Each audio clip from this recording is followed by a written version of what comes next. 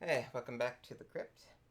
So we've got another round of our last couple months used pickups to go through today. So let's just get started with our shorter, more to the point format. So now we're already kind of gonna kind of go off book. So this technically, there's a digital code still in here. This technically wasn't a used pickup, so we got this new, but it didn't really fit into any other collecting trip spaces. So this is a set of a bunch of shark-related like sci-fi movies. This was $11 at Menards of all places, which was shocking. But the reason that this matters is because there's this really crazy movie called Ghost Shark that I love, and the DVD, the Blu-ray for Ghost Shark is like 40 some dollars on eBay. It is kind of a rare movie, and this set has Ghost Shark, so that's why we wanted it. uh, so it also comes with like a bunch of, and Ghost Shark, it's a difficult movie to it's one of those like so bad it's good, but in like the best ways, like movies. It's one of the most fun kind of mediocre movies I've ever seen. Like, oh, it's so awesome. Like you have to see it to believe it. Uh, so I got the set for that. And then turned out a lot of the other movies actually were okay. So Mississippi River Sharks, just like a standard monster movie. I'm going to try to hold this up closer so you can actually read the titles. So Mississippi River Sharks, honestly not too bad. You know, pretty average. Nothing really stuck out to me.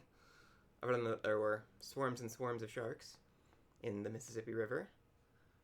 Ozark Sharks, it tried to have more, that tried to have more of like a serious plot kind of to it. Uh, it wasn't bad. Like it was. I kind of watched all these while I was like writing a paper. Uh, so some of the ones that weren't as exciting, like I didn't get to pay too much attention to. But Ozark Sharks was like palatable, you know. For I think if you do the math, it comes out to like $1 or something per movie on this, and well, worth it. Then we had Santa Jaws, which is one of the craziest concepts I'd ever encountered. So, well, there's an old Teenage Mutant Ninja Turtles story from the 90s where this guy finds a crystal, and when he ties it to his pencil and draws something, that thing comes to life in another dimension. Santa Jaws pretty much takes that concept, except instead of another dimension, it's reality. And instead of drawing like monsters and robots and gladiators, this kid draws a shark with a Santa hat, cursed by the evil spirit of a killer Santa Claus. Yeah, that's really what happens, and it's actually really good. Like you would be, you hear that concept and you're like, no way. Then you see it and it's like, oh, actually, all right, cool. I could maybe watch this again. Sure. So that was maybe my biggest surprise on this one. So Swamp Shark. Uh, this was kind of one of like the I guess workhorse monster movies. So not a whole lot of special stuff in this that I remembered. Uh, Although actually, was this the one with? Hmm. No, I think Ozark.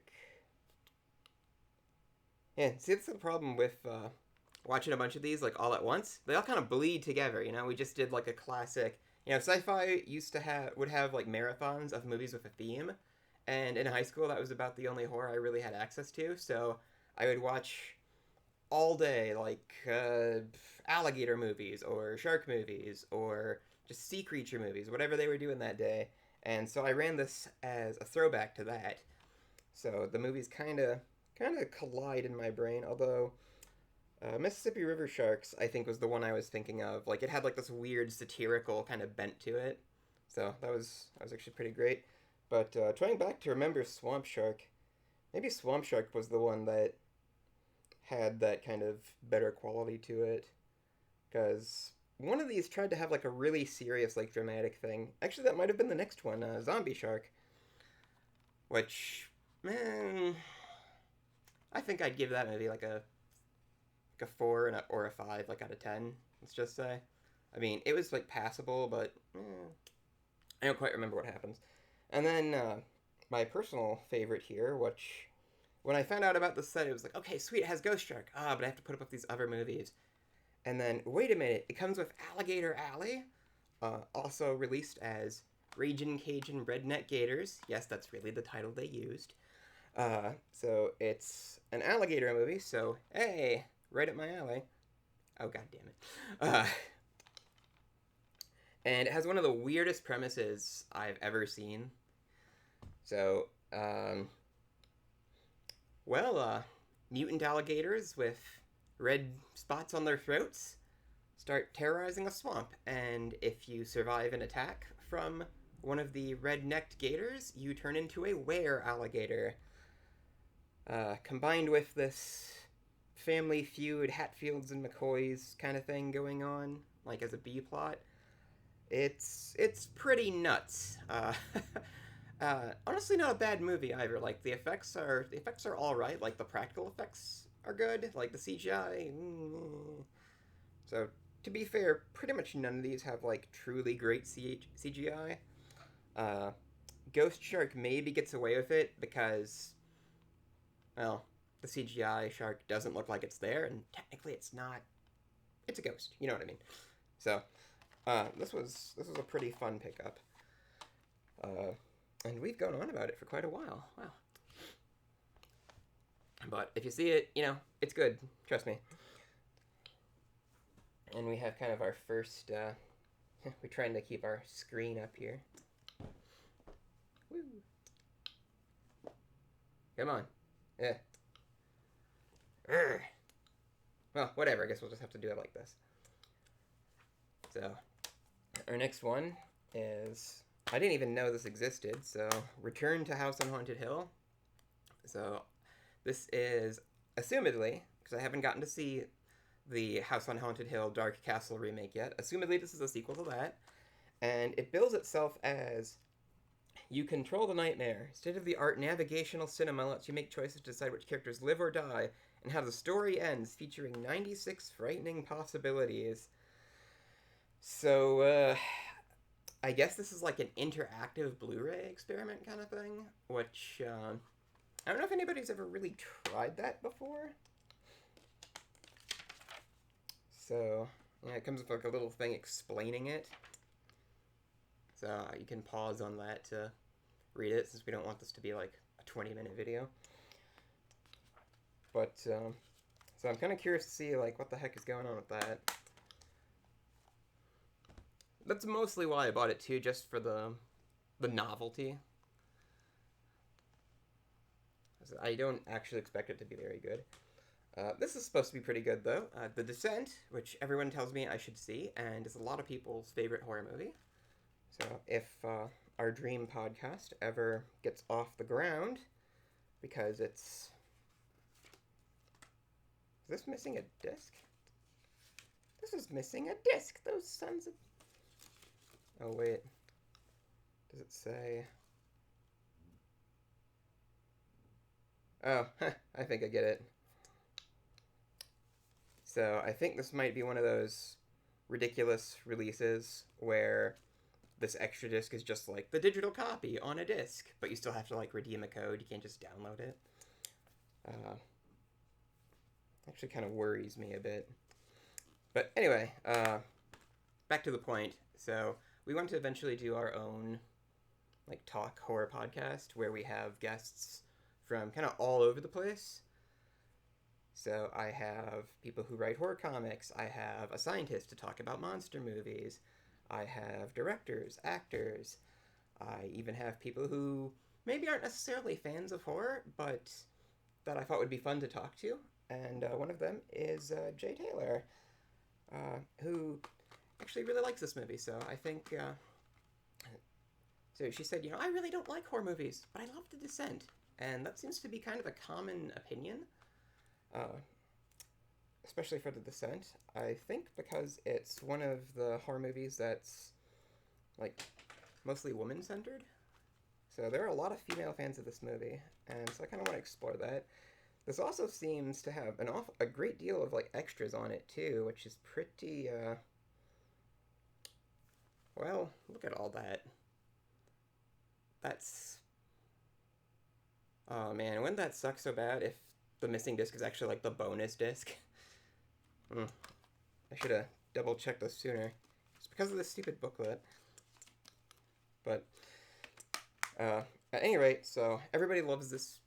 Everybody who knows about this movie seems to love it, and so I finally get to see it. So excited about that. Plus, the price was right too. And then a bit more of a surprise. So apparently, Shout Factory a few years ago released Audition on Blu-ray, which Audition is part of that kind of torture gore genre that I personally don't really like very much, but it's one of like the big name kind of classics that I haven't seen yet. So plus, when I stumbled across this, first of all, I didn't even know Shout Factory had done a release for it, so it was like, oh, that seems pretty rare. And then I looked it up online, and woohoo, pretty valuable. Couldn't just leave it there. So, even though it's not really my thing, and it'll probably make me feel pretty gross, I'm happy I get to at least check it out. So, and it seems like a fairly nice release too. So it comes with like a booklet, which Shout Factory usually doesn't do booklets. So curious to see what Shout did with this. And so let's take a look at the. It doesn't seem to have like a ton of extras on it. So we've got an we've got a commentary, interviews, and international trailers, plus the booklet essay, if you look at the back. Although, if it's anything like The Blob or My Bloody Valentine from Shout, you know, interviews could mean like a dozen 20-minute featurettes. So, we'll see. And then, we have, so, when I first started getting into horror, Adam Green was kind of my transition into it, because I found his Movie Crypt podcast, and I would listen to that like while I had like a day job. And I haven't really listened to it for a while just because I kind of have so much going on. Like, you know, I'm not, you know, folding clothes for like 8 hours every day away from a screen anymore.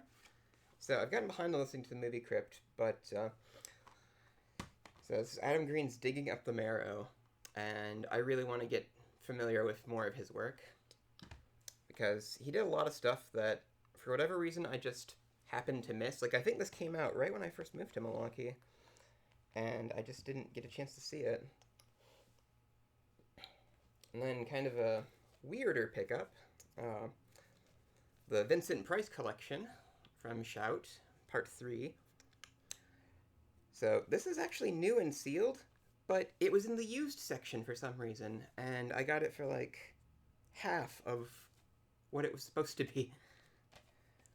So, kind of a very strange, why is this here sort of moment, but yeah, that'll be fun to explore. I can't necessarily say a whole lot about it. Comes with Master of the World, Tower of London, Diary of a Madman, Evening of Edgar Allan Poe, and Cry of the Banshee. And it looks like all of them have about their own full Shout Factory release worth of extras on them. So, I'm going to confess I don't know as much about Vincent Price as I probably should. So, that'll be a learning experience. We're going to take a quick digression for non-horror.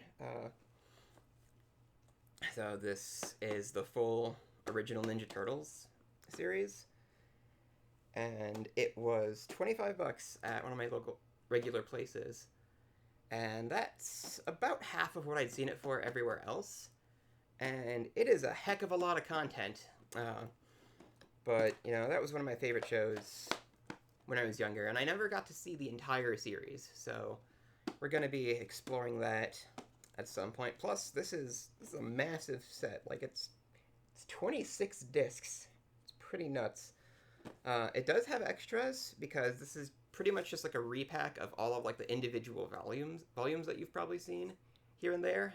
I used to have the first 5 volumes, so technically I've revisited all the episodes up until I think like episode 60, 70, something like that.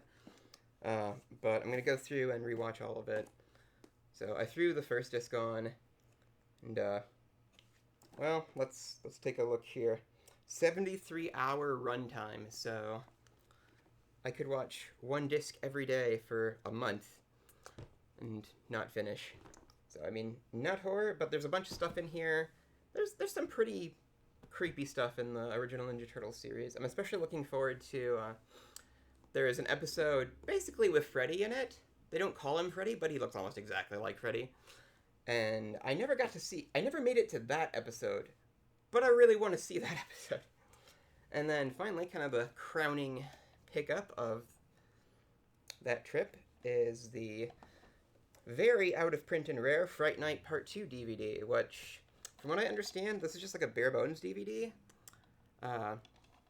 And apparently the quality is not even all that good, but it's the actual official release of Fright Night 2 for the US, and it's pretty valuable online. Like, the worst part about it is, they knew it was valuable, unfortunately. So I did have to pay kind of a lot for it, but I was able to get it during one of their sales. So it wasn't so bad. It was like $30, which I think is the floor online. And who knows if this will ever actually get like a legit US release. Like, you can get a Blu-ray import that will play like all region. That's supposedly much better. But I'm kind of a purist when it comes to like official releases. So after I rewatch Fright Night, which I picked up in an earlier video, then we'll give that a go. So, well, that's about it for that particular round of collecting. So that was a weird weekend. Oh, sometime in February. Yeah, well, let me know how you feel in the comments. Like, share, and subscribe, and we'll be back later with approaching the end of our pickup stockpile. Wow. Whew.